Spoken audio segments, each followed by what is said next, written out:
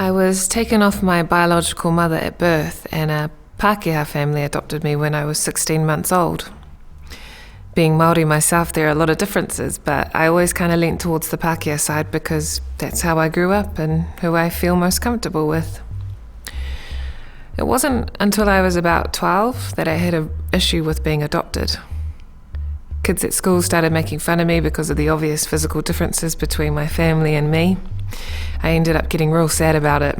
I was like, I don't want the family I have. I want my biological mother. I had this idea in my head that she was this great big goddess, married to Bill Gates and living in a mansion. So I spoke to my social worker and my lawyer and ended up meeting her when I was 13. It was cool, but she wasn't this big goddess. She was living in a state house on a benefit. I was sort of upset by that because I thought I wasn't good enough for my mum, and that's why she must have given me up. It made me appreciate my family more, but I also felt I had failed them because my siblings were much better at school and more successful than me.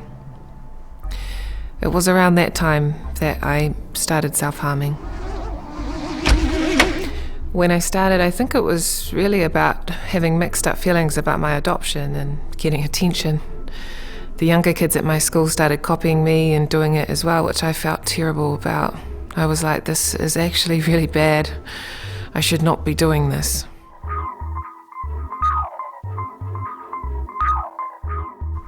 They put a whole lot of guilt on me. Then this teacher aide, who was about 19, ended up becoming real fond of me. He started sending me all these texts, walking me home, feeding me alcohol. I thought he was nice, but he wasn't. He had bad intentions. I told my dad, and he ended up taking him to court over it. It was ridiculous, but I blamed myself for letting it happen. The whole school found out and gave me a really hard time. Other kids were coming up to me and asking what happened to him. I didn't know how to answer. It sucked.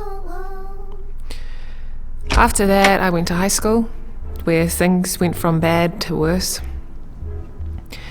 One day I got told off, and while I was sitting in the dean's office, this dude came up and asked for my number. We talked, and a couple of days after that, he took me into a changing room at school.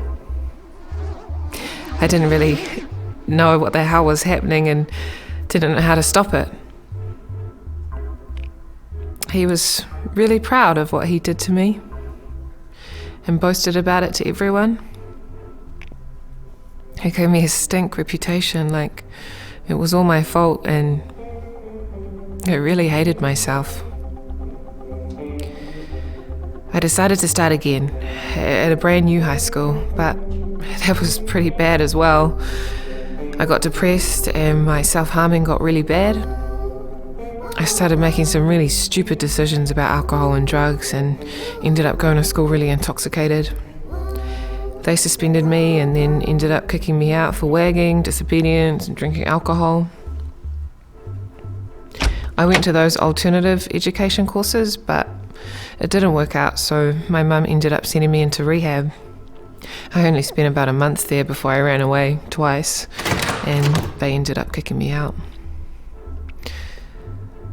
Throughout all of this, my parents were always real supportive and wanted the best for me. They hadn't quite given up, but they were running out of options as I couldn't really confront my problems. I'd pushed them to the side and kept making decisions that got me into a lot of trouble. I had a boyfriend over 10 years older than me who smoked meth. I chose to hang out with really bad people and even slept on the streets for a while. On my 15th birthday, I was sent to a girls' home because I had gone completely off the rails. I hated the home and I hated the world, but there was no way out. Being there really pushed me to think about my life and the decisions I've been making. I could say I just screwed up too many times and that forced me to think about my actions, but really, it had a lot to do with my family and finally becoming grateful for them and all their support. I thought I was fine by myself, but I really wasn't. After that, I didn't want to go back to high school. I knew I wanted some kind of high school qualification, but didn't know how to go about it until I was offered this really awesome opportunity at a riding for therapy centre, which was great because I'd been riding since I was 8 and loved horses. The place had a lot of kids with disabilities there, which I found quite inspiring. Their struggles were a lot different to my struggles, so every day I'd wake up and go to school with these kids, and I loved that experience. They had all these classes you could do. You could also earn credits from riding horses and doing horsemanship. Things didn't change overnight, but I became more aware of the consequences of my choices. One night, my boyfriend talked me into stealing my brother's car. It was a real shock when my dad took me to see the car. It was a disgraceful mess. He made me go to school that morning, and I just cried with all the horses all day going, "Oh my God, what have I done?" I was seeing a counsellor from the rehab place, and she was cool. She really helped me. She taught me about my choices and my decisions. She gave me time to break down my situations and look at the emotional side of things, why I thought the way I did and why I was doing the things I was doing. My drug use at the time was quite crazy, but she let me be open with her and didn't judge me. She didn't tell me, "Don't do drugs, that's bad." She just talked to me and helped me understand the effects. By not feeling the need to defend my use, it helped me realize that I could make a lot better choices for my future, and that drugs weren't a part of that. Out of the blue, someone sent me an audition for a movie because the character sounded like me. I'd never done any acting before, but I was up for trying a new experience that was healthier than the choices I had made in the past. To my surprise, I got the role. I was like, really? Oh my goodness. It was a really cool moment for me. Waking up at 4 a.m. and going to set and getting pampered, getting my makeup done was a real cool experience. I felt I had actually accomplished something, and it gave me a reason to stay on the right track. I know I'm still young, but I've learnt a lot. I used to be a real partier, didn't give a rat's about anything, and was real self-destructive.